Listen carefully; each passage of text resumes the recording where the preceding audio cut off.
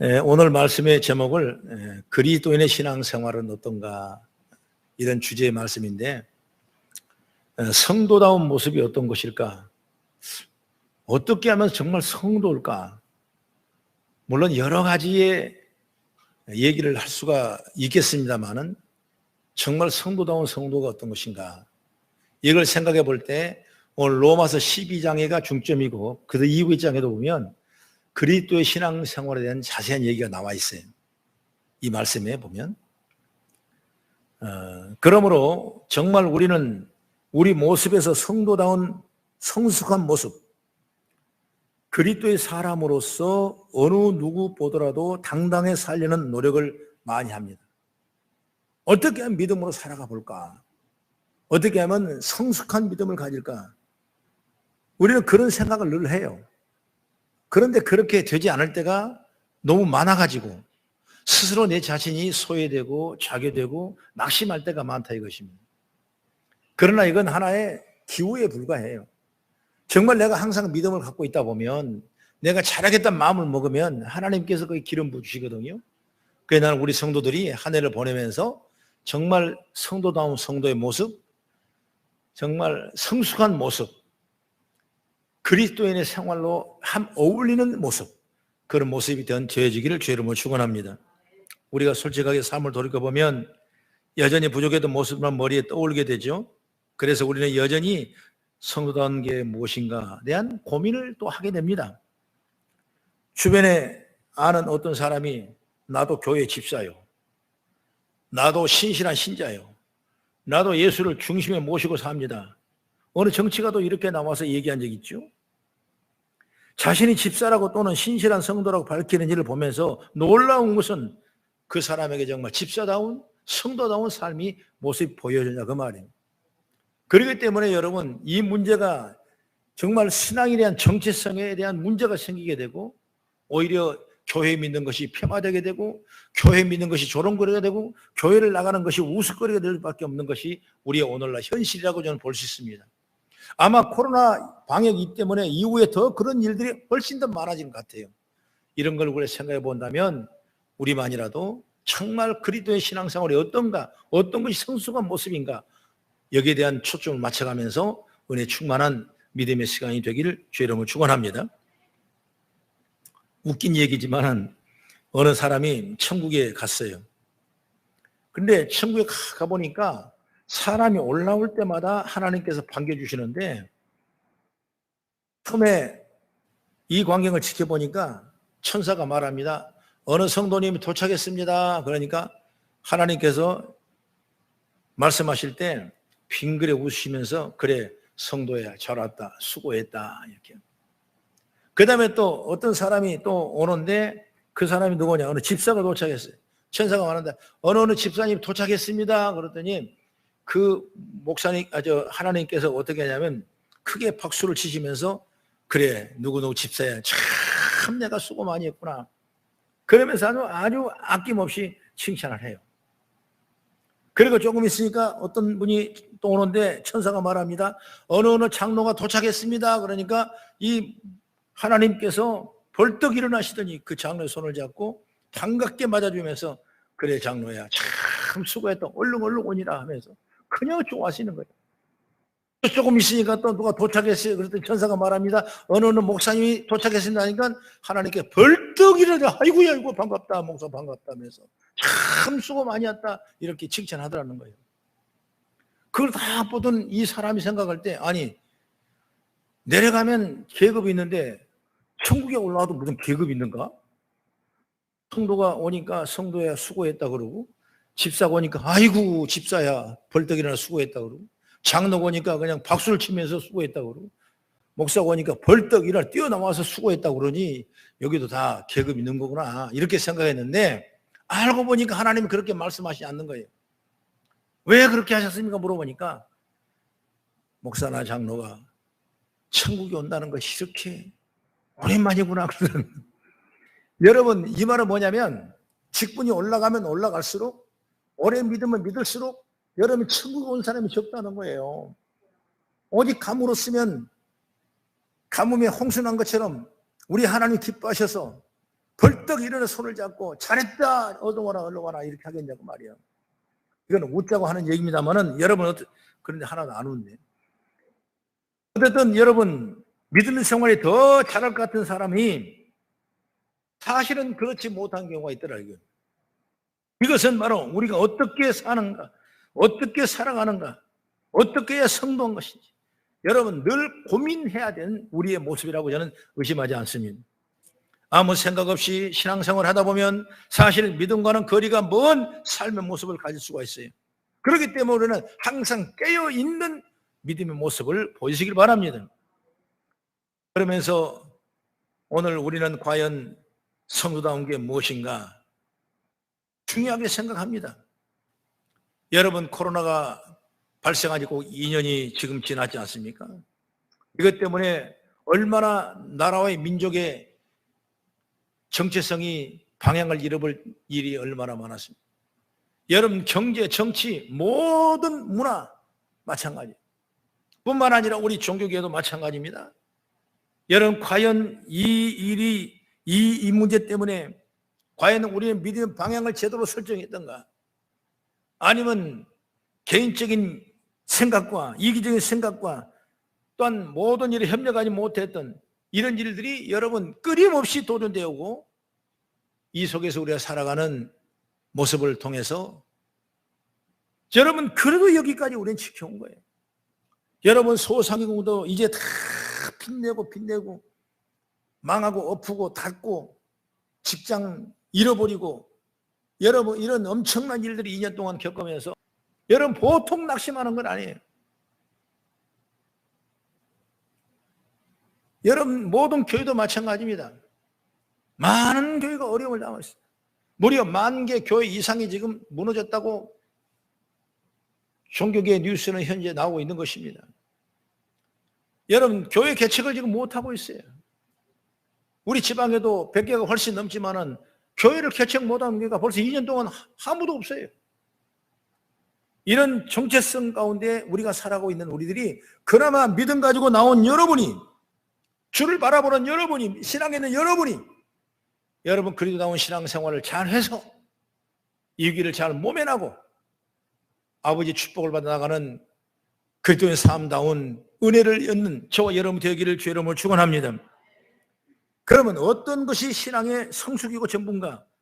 오늘 말씀을 보면 첫째로 함께 울고 웃는 것이다 그 말이에요. 오늘 말씀의 주제가 그거예요. 대중적인 영화를 보게 되면 여러분 많은 영화를 봤겠지만 가끔 목사님, 성도님 이런 영화가 가끔 나오지 않습니까? 물론 그 전기집을 통해서 좋은 영화를 만들려는 그런 거 있겠지만 보편적인 대중적인 영화에 보게 되면 목사님을 어떤 비유의 표현을 비하하는 표현이 나오고 성도들을 어떻게 우습게 보는 그런 좋지 않는 모습을 드러내고 그리고 때로는 뭐 광신도처럼 그렇게 해서 이렇게 교회를 폄하하는 그런 이 자막적인 어떤 단순적인 그런 영화의 내막들이 가끔 나온 걸 여러분 보지 않습니까? 아니 우리는 그게 아니지 않습니까? 정말 하나님을 잘 섬기고 거룩하고 성결한 생활하고 아버지 뜻을 이루고자 애써 노력했는데 그 일들이 그들이 바라보는 시선에는 뭐냐? 어른 대중적인 하나의 조롱거려야 되고 오락적이게 되고 여러분 여기 하나 조금 액세서리로 끼어드는 그런 모습 볼 때 참 마음이 아프다는 걸 여러분 많이 느꼈을 거예요. 지금은 우리는 달라지는 것입니다. 말끔히 옷을 빼입고 나가는 거룩한 성자가 아니라 지금은 어떤 사람이냐? 정말 서로 웃고 울 수 있는 그런 믿음의 삶이 얼마나 귀한 축복인지 몰라요. 이것이 바로 회복할 수가 있어야 돼요. 개인적인 이기적인 유기적인 이 문제가 물러가고 서로 웃는 데 가서 웃어주고 울 수 있는 곳에 울어줄 수 있는 그런 믿음이 우리 가운데 성숙된 그리스도의 신앙생활이라고 저는 믿어 의심치 않습니다. 그것이 바로 인간미예요. 인간미. 사람의 삶 도덕이요.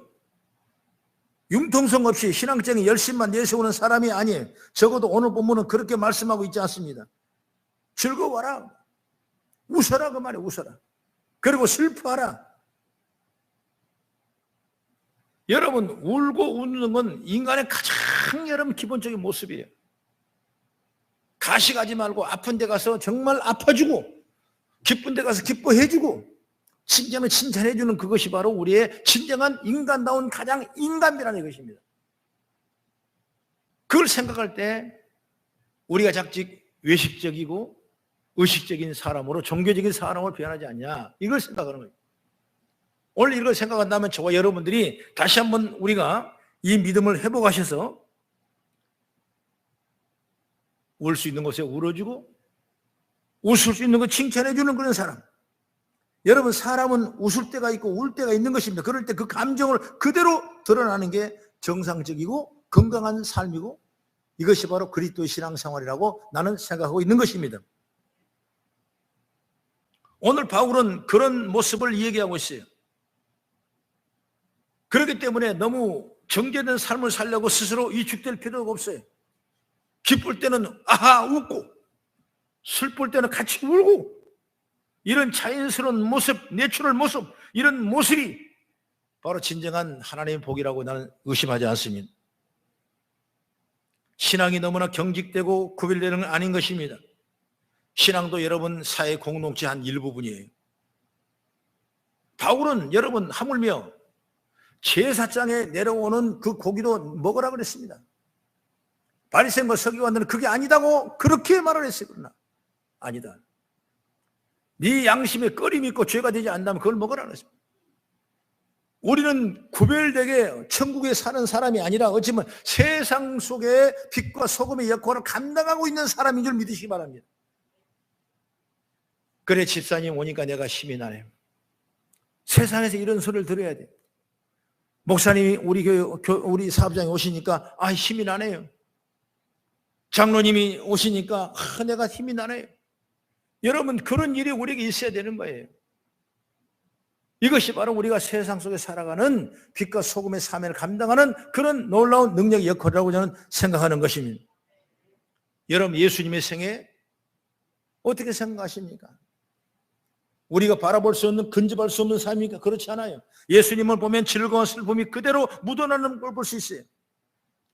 70명 제자들을 모아놓고 그들을 파송하면서 전도하라고 했을 때 그들과 전도 보고를 했습니다. 그럴 때 예수님께서 너무나 좋다, 성령으로 기쁨이 충만하더라 그랬어요. 웃을 때 웃을 줄 아신 분이에요. 그런가 하면 예수님의 아이들을 보시면서 기뻐하셨고 하나님 뜻을 행하는 걸 기뻐하셨고 예수님 웃을 때 웃을 줄 아는 여유로운 분이시다 그 말이에요. 여러분, 반대로 말하면 예수님께서 우신 일도 있었어요. 나사로가 죽었을 때 예수님이 울으셨어요. 요한복음 11장 35절의 말씀 보면 예수께서 눈물을 흘리시더라 그랬습니다. 슬픈 일을 당하셔도 우신 것입니다.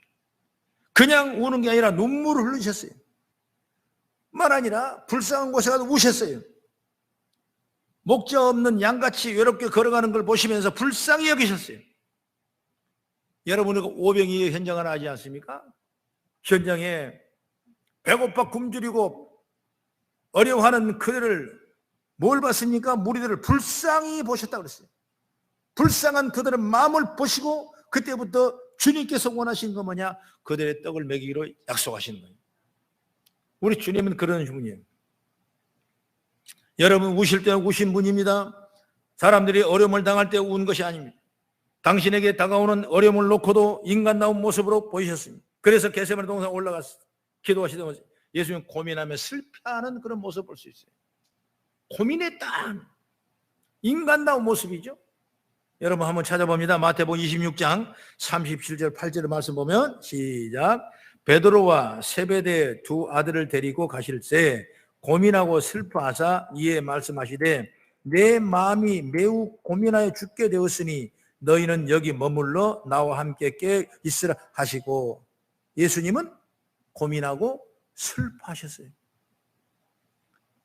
죽기까지 고민을 했어요. 고민하여 죽게 되었다는 표현을 하신 것입니다.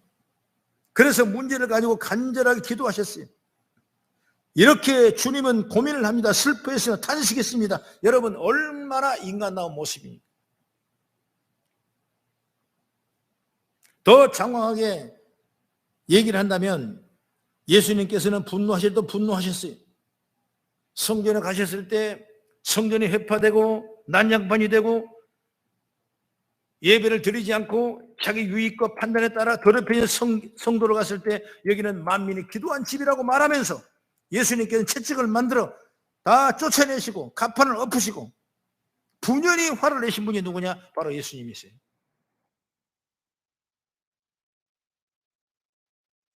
하물며 예수님께서는 마태복음 12장 34절에 얼토당토 않는 그 바리새인들에게 독사의 자식들아 너희는 악하니 어떻게 선한 일을 말할 수 있느냐?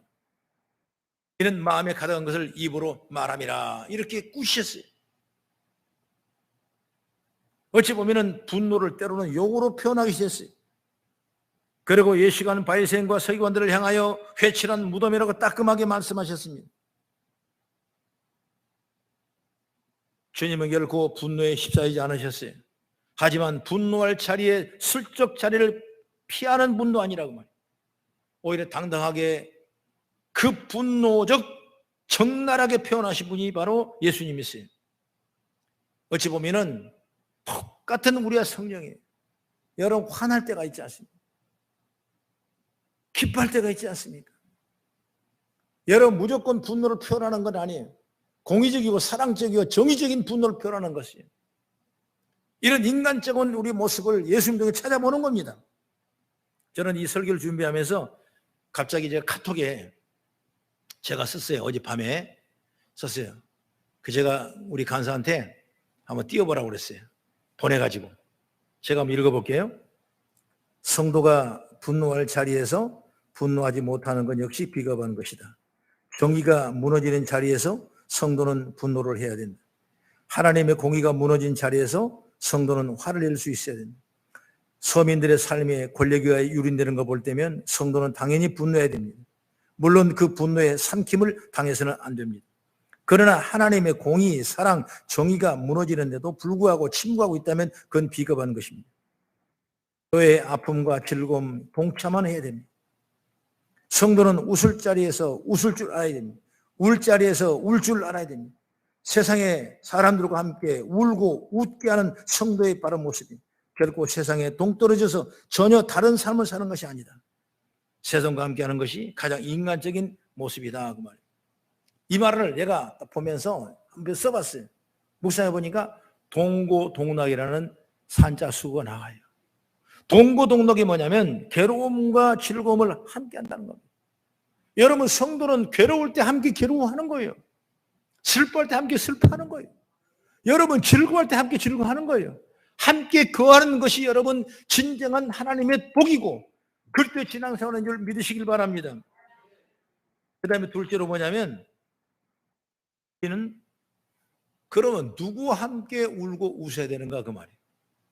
오늘 본문을 다시 한번 보면 15절에 즐거워하는 자들과 함께 즐거워하고 우는 자들과 함께 울라 이런 말씀이 있죠.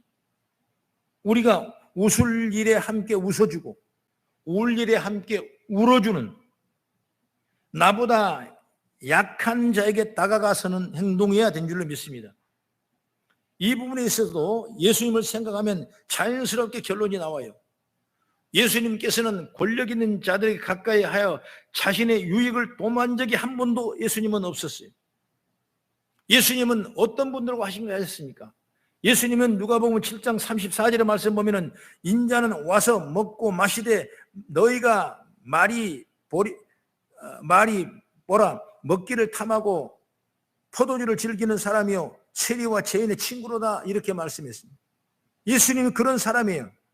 함께 먹고 마시되 누구 합니까? 포도주를 즐기는 사람이요 세리의 죄인들. 그들에게 세상은 정죄하고 세상은 그들에게 비판하고 세상은 그들에게 죄인 취급하지만 예수님께서는 거기에 오셔서 그들과 함께 먹고 마시면서 그들을 이루하고 그들을 변화시키고 계도하는 일을 누가 하시냐? 바로 예수님이 하시는 거예요. 여러분 우리가 울고 함께 웃는 일을 어디서 해야 되겠습니까? 나보다 훨씬 더 약자가 있어요. 나보다 훨씬 더 어려운 자가 있어요. 나보다 훨씬 더 힘든 자가 있어요. 오늘 장애를 당하는 이 한 분의 영상으로 봤던 이분이 자기도 장애인이에요. 그러나 그 장애를 굴복하면서 그리고 나보다 더 어려운 사람을 위해 헌신하는 그 아름다운 그 모습이 진정한 예수님 속에서 영성을 찾게 되고 예수님 원하는 길을 가게 되고 그것이 내게 능력이 되고 축복인 줄 믿으시기 바랍니다. 여러분, 우리는 다 도울 수가 있어요. 어떤 모습으로 위로할 수가 있어요. 어떤 모습으로 여러분 할 수 있어요. 정말 동고동락 할 수 있는 그런 믿음을 우리가 가져야지 내 삶의 진정한 기쁨이요 성령의 음성을 듣는 은혜인 줄 여러분 믿으시길 간절히 바랍니다. 예수님께서는 그렇게 말하지 않습니까? 나는 세리와 죄인들의 친구라고 말씀했어요. 예수님은 소외된 자들과 늘 함께 하셨다는 얘기죠. 예수님은 자신에게 뭐 줄 수 있는 사람에게 가신 게 아니라 자신에게 아무것도 줄 수 없는 일에게 다가가서 그들과 함께 사셨다는 사실을 분명히 말씀하고 있는 겁니다. 따라 성도는 여러분 누구와 함께 울고 우는 자가 되어야 합니까? 낮은 자리로 찾아가서 그들과 함께 울고 웃어야 됩니다. 부족한 사람에게 찾아가서 그 마음을 나누는 모습이 되어야 됩니다.